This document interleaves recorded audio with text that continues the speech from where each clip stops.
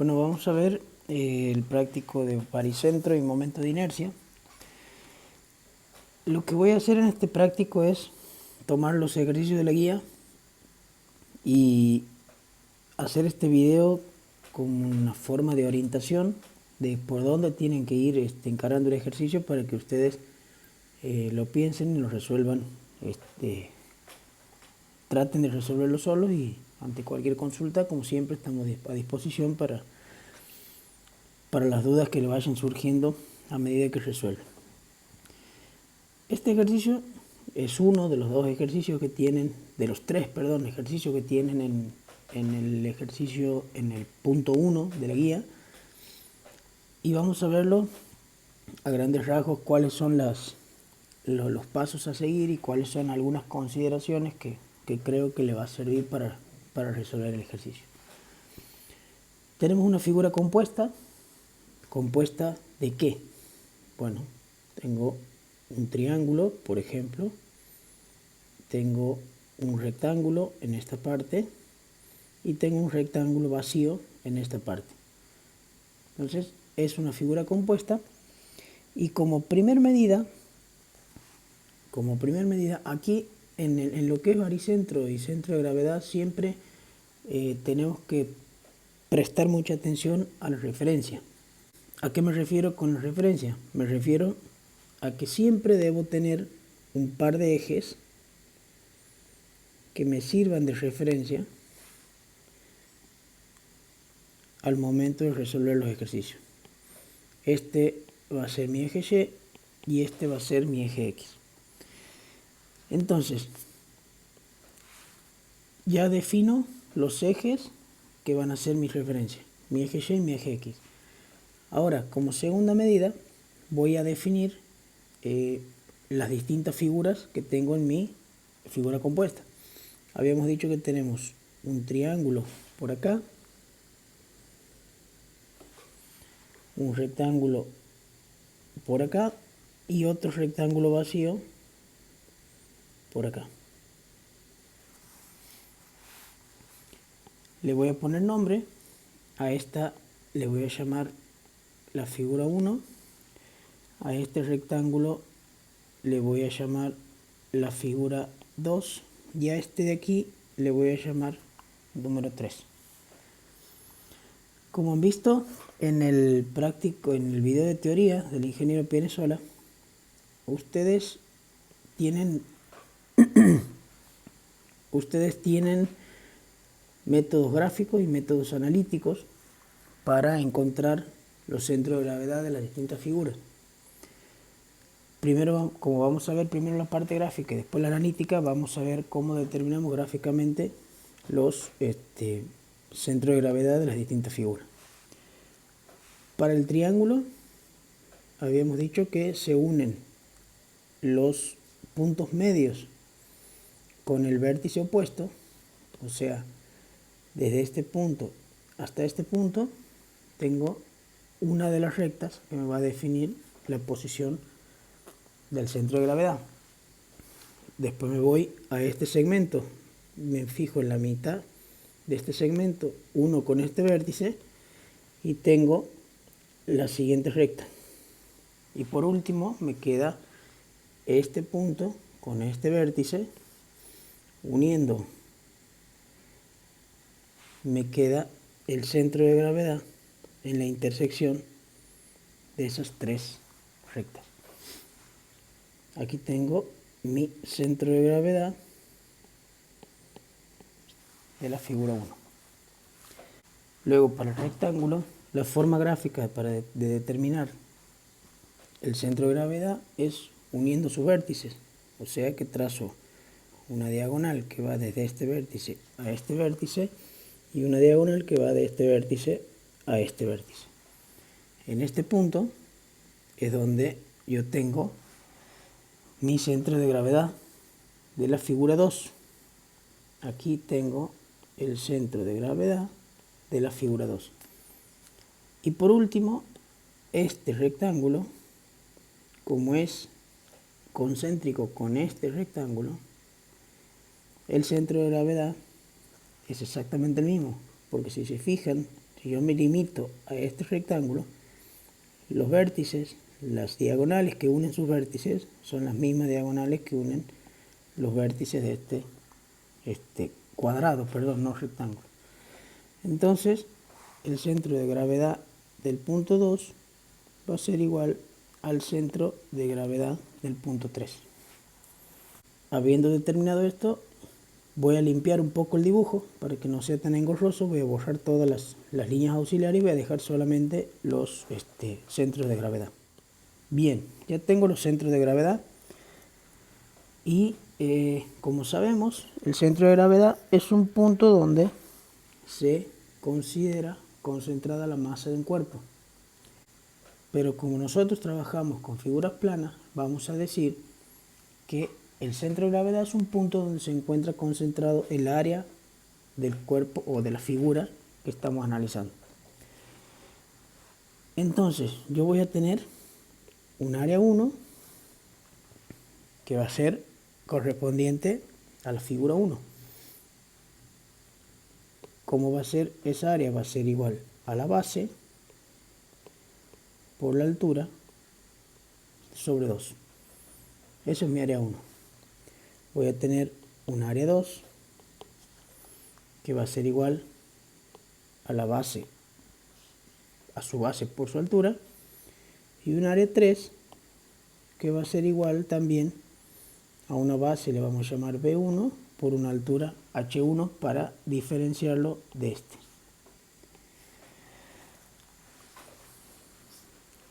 El área 1, ¿cuál va a ser la base del triángulo? Bueno, esta medida, que es igual a 20. La altura, ¿cuál va a ser? Esta medida, que es igual a 20. Divido entre 2 y obtengo el área 1. El área 2 corresponde al área de este rectángulo,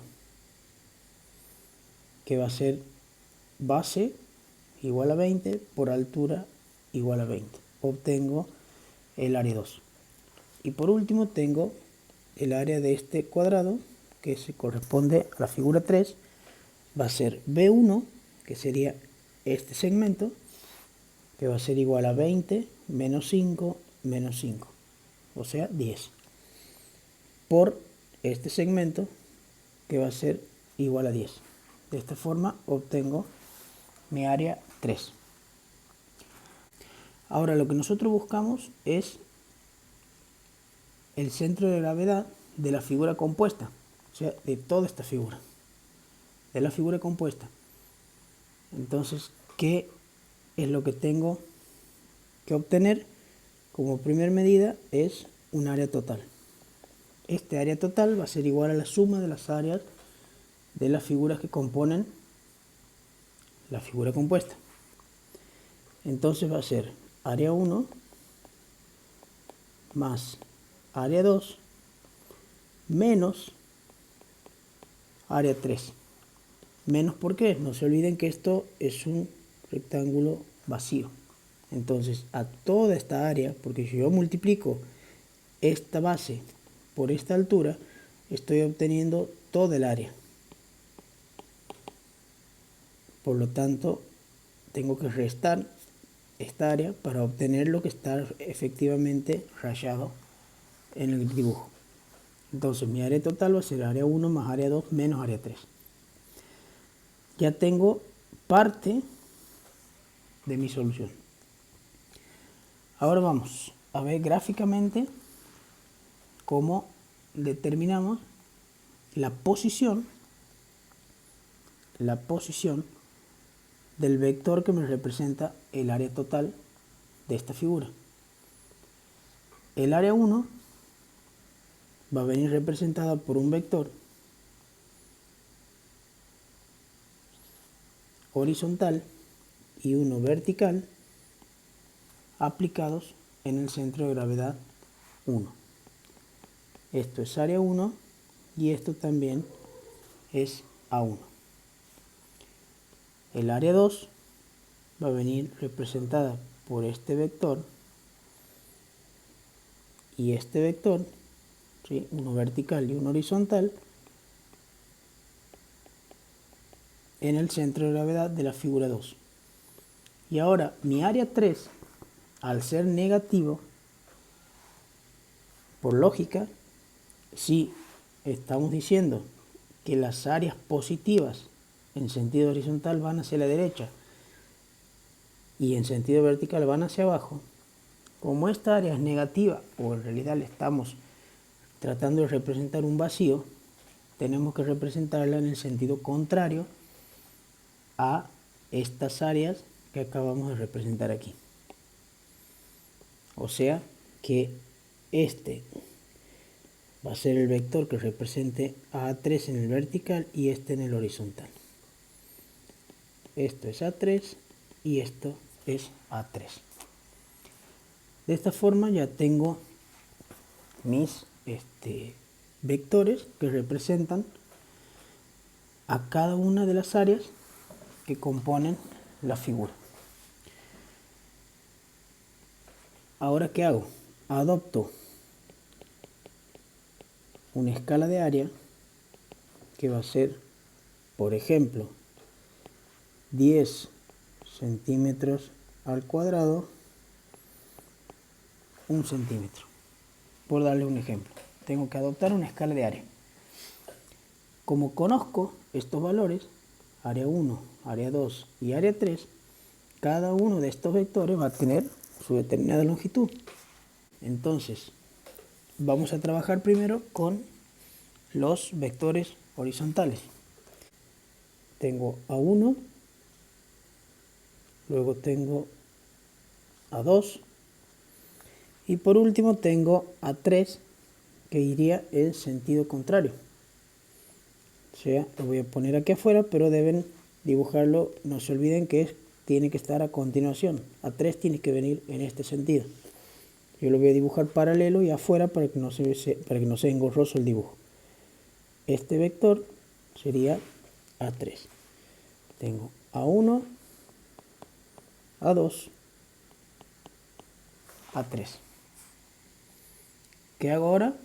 Defino un polo y trazo mis rayos. Rayo 1, rayo 2, rayo 3,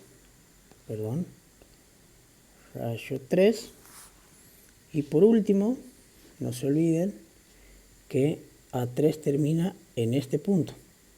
Entonces desde ese punto traigo mi rayo 4. Este punto es mi polo O. Aquí tengo mi rayo 1, rayo 2, rayo 3, rayo 4. ¿Qué hago ahora? Traigo paralelas a los rayos e intersecto con los vectores correspondientes. Voy a limpiar un poco el dibujo, voy a sacar las cosas que me molestan para poder trabajar de manera más clara. Bueno, ¿qué he hecho? He sacado esto, lo he puesto aquí abajo, he borrado el número de la figura, que no me sirve ahora, y he borrado la designación de los aquí me ha quedado este.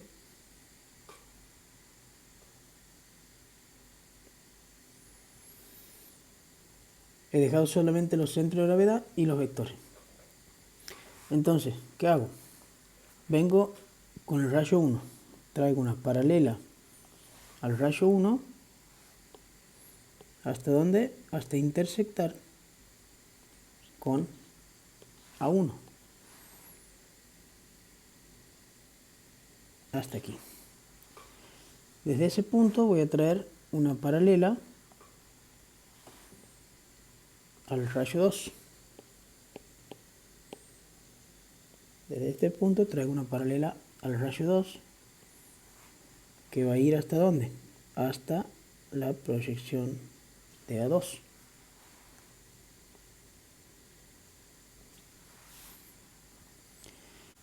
Desde ese punto voy a trazar una paralela al rayo 3.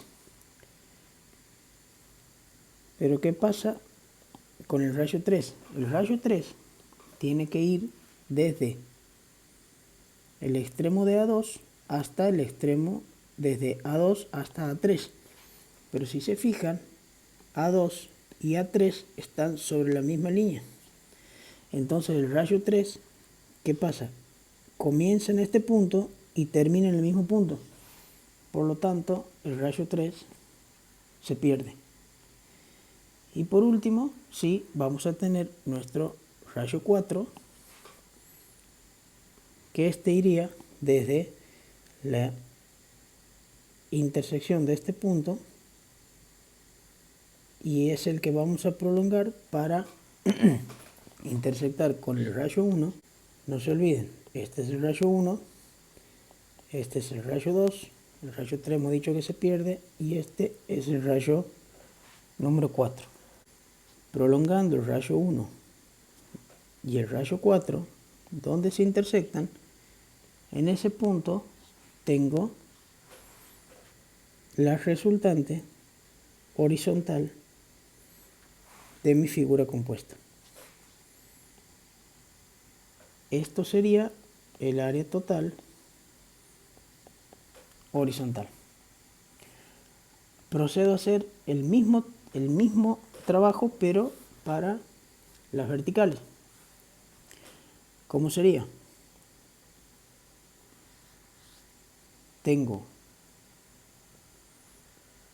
mi vector A1, el vector A2 y el vector A3, que son exactamente iguales a estos vectores, solamente que ahora están en sentido vertical. O sea, que lo único que tengo que hacer es tomar este mismo polígono y dibujarlo de manera vertical. Nuevamente, traigo una paralela al rayo 1. ¿Hasta dónde? Hasta intersectar la dirección de A1. Luego traigo una paralela al rayo 2 desde este punto hasta intersectar a A2. El rayo 3, en este caso, pasa exactamente lo mismo porque va desde A2 hasta A3 y como A2 y A3 en sentido vertical están sobre la misma línea, el rayo 3 se pierde. Por lo tanto, desde ese punto traigo una paralela al rayo 4 y donde se intersectan con el rayo 1 tengo la posición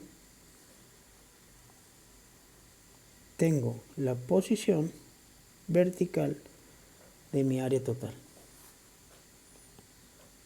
Este sería el vector que me representaría el área total de manera vertical. Luego, como yo no me voy a cansar de repetir, he definido mis ejes de referencia, entonces desde el eje X hasta mi área total horizontal voy a tener lo que llamamos Y sub G. Y desde mi eje Y hasta el área total vertical voy a tener lo que llamamos XG.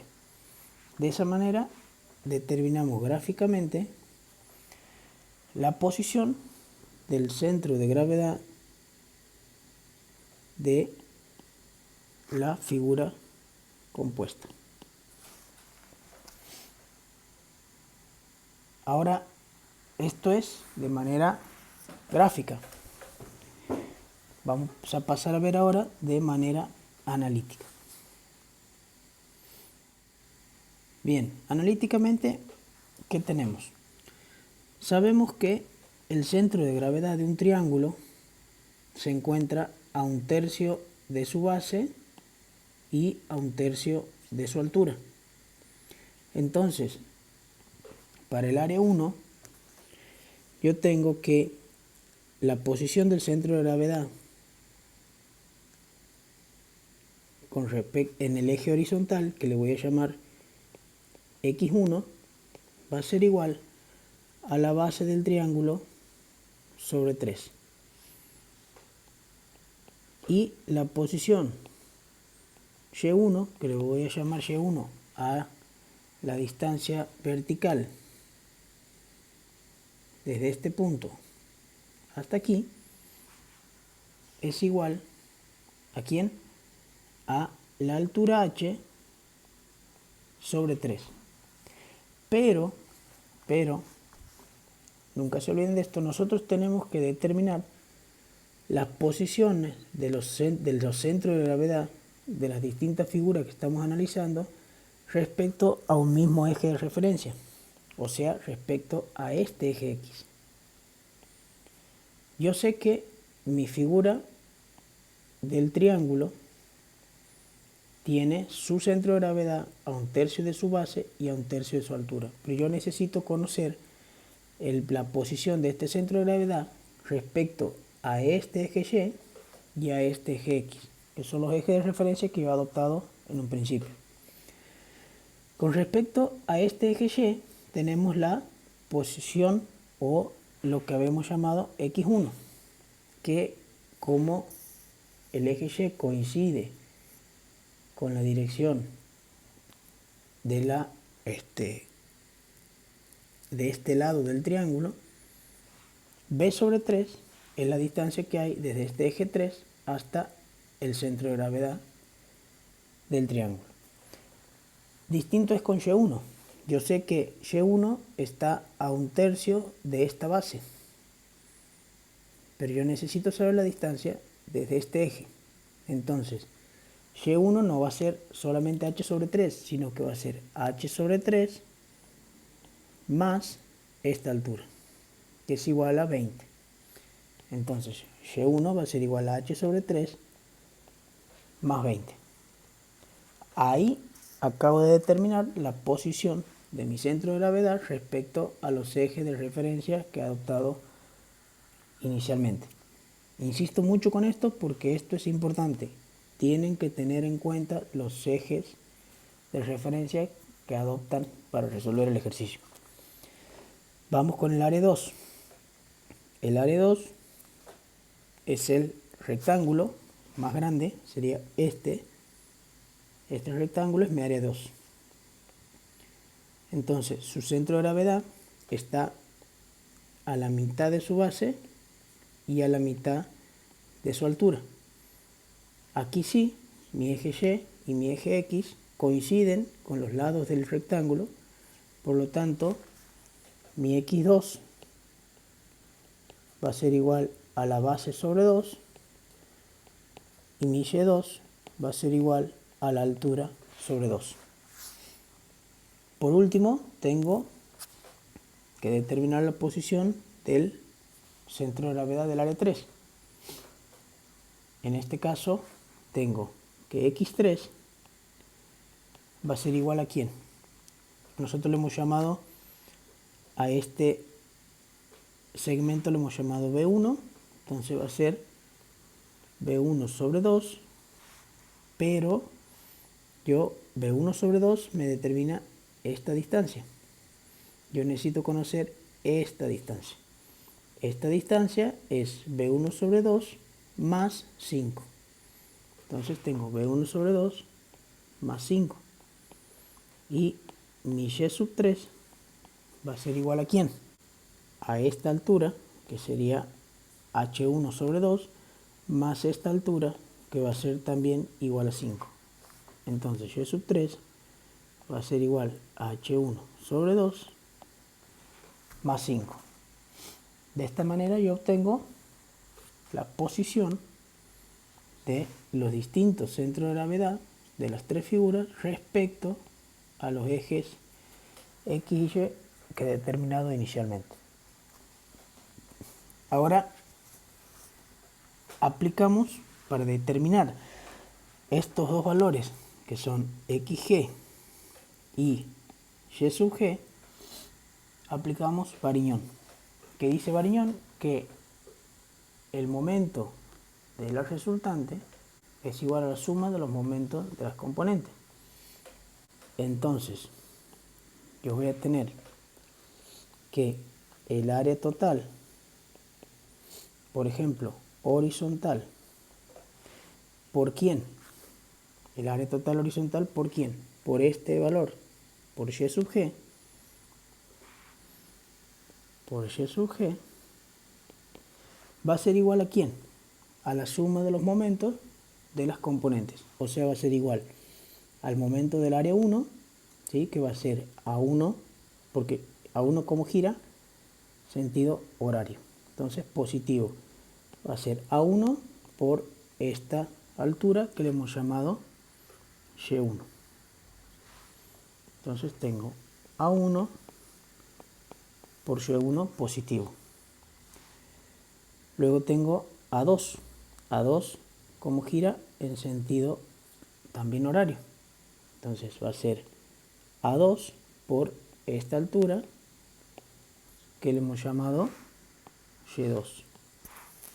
Más entonces A2 por Y2.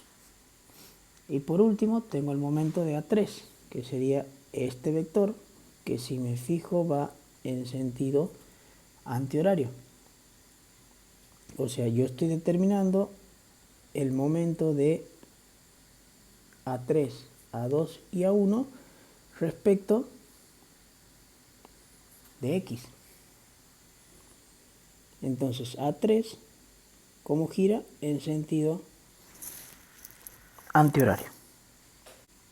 Por lo tanto nos queda menos el área 3 por Y sub 3.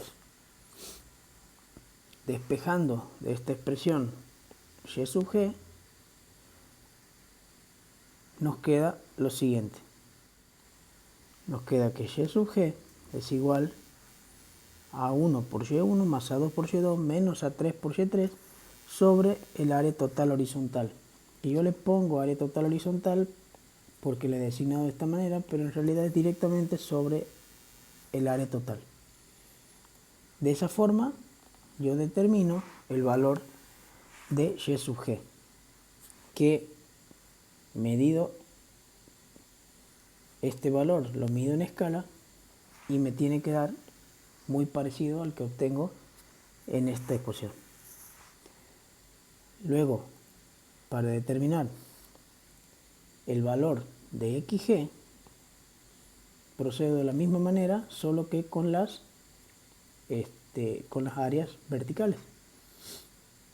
Entonces, me va a quedar que xg va a ser igual a 1 por x1 más A2 por x2 menos A3 por x3. Todo esto dividido el área total. De esta manera, determinado analíticamente la posición del centro de gravedad de mi figura compuesta. Esto es lo que se le pide en el primer ejercicio del práctico. Para los otros ejercicios, para los otros ejemplos, digamos, del mismo ejercicio, el procedimiento es el mismo. Dividimos la figura compuesta en figuras simples, figuras conocidas, determinamos su centro de gravedad y procedemos gráfica y analíticamente como hemos hecho en este ejercicio. Ahora vamos a pasar a ver el ejercicio número 2, donde vamos a ver lo que es momento de inercia y círculo de Moore.